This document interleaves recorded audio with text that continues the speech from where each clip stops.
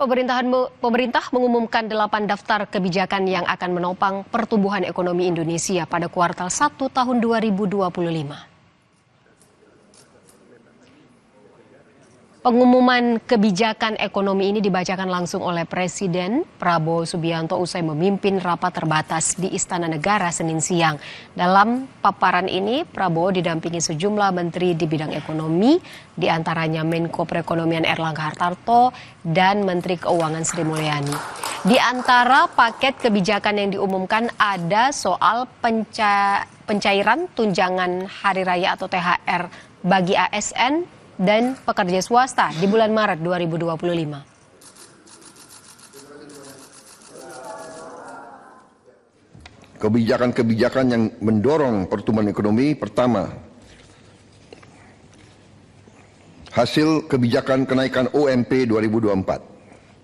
Dua, optimalisasi penyaluran bansos di bulan Februari dan Maret 2025. Tiga, pencairan THR bagi ASN dan pekerja swasta di bulan Maret 2025.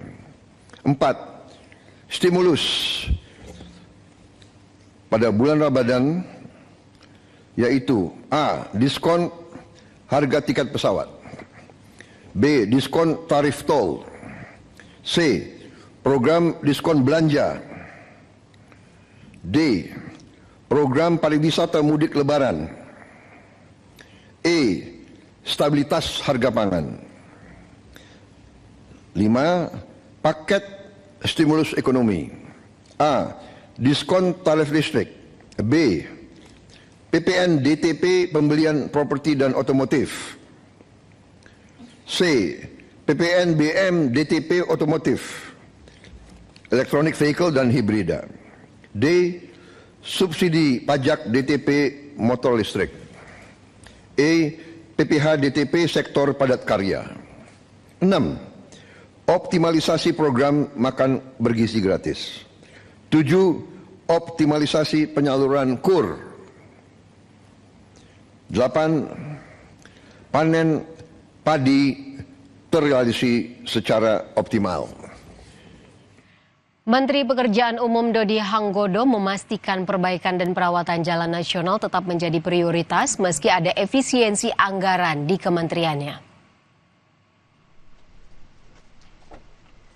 Hal ini diungkapkan oleh Menteri Pekerjaan Umum Dodi Hanggodo kepada wartawan saat di sela kunjungannya di Indramayu, Jawa Barat. Ia menyatakan anggaran untuk perbaikan jalan nasional dipastikan ada, terutama saat menjelang arus mudik Lebaran Idul Fitri dan Idul Adha mendatang.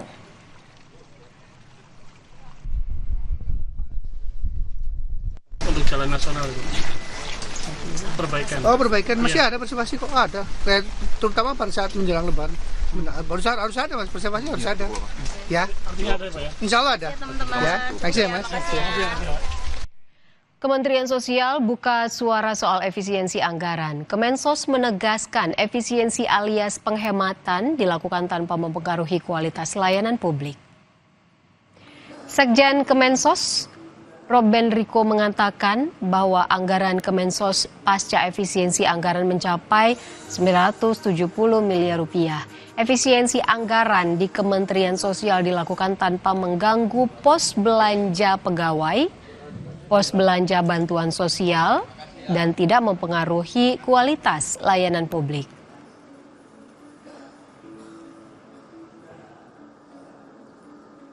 Secara esensi, rekonstruksi efisiensi keuangan itu di Kementerian Sosial prinsipnya tidak mengganggu satu, belanja pegawai kami. Yang kedua juga tidak mengganggu belanja bansos kami. Jadi tidak ada satupun yang dikurangi dari belanja pegawai ataupun dari bantuan sosial yang kita berikan kepada masyarakat. Yang ketiga, kaidah yang juga kami lakukan adalah kami juga tidak akan mengurangi kualitas layanan publik.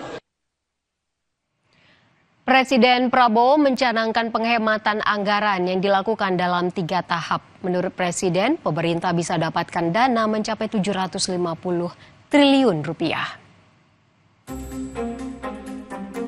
efisiensi anggaran pemerintah sesuai dengan instruksi Presiden sudah dilaksanakan hampir 1 bulan. Sempat terjadi gejolak di lembaga pemerintahan yang mulai merampingkan anggaran seperti biaya operasional. Di hari ulang tahun ke-17 Partai Gerindra, Presiden Prabowo Subianto menyampaikan ada 3 tahap efisiensi anggaran yang dilakukan pemerintah, dengan proyeksi total penghematan mencapai 750 triliun rupiah.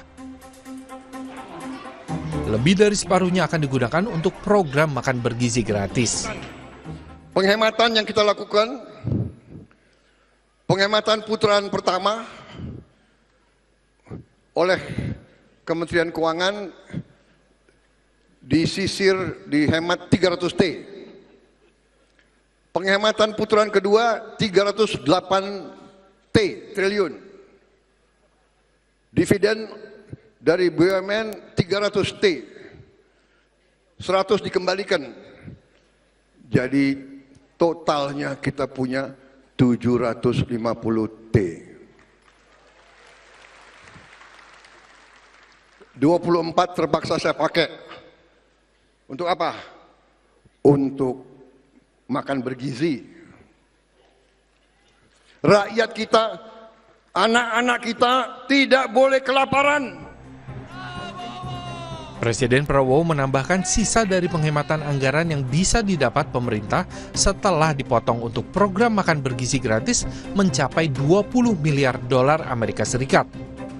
Dana yang diperoleh tersebut rencananya akan diinvestasikan di Danantara.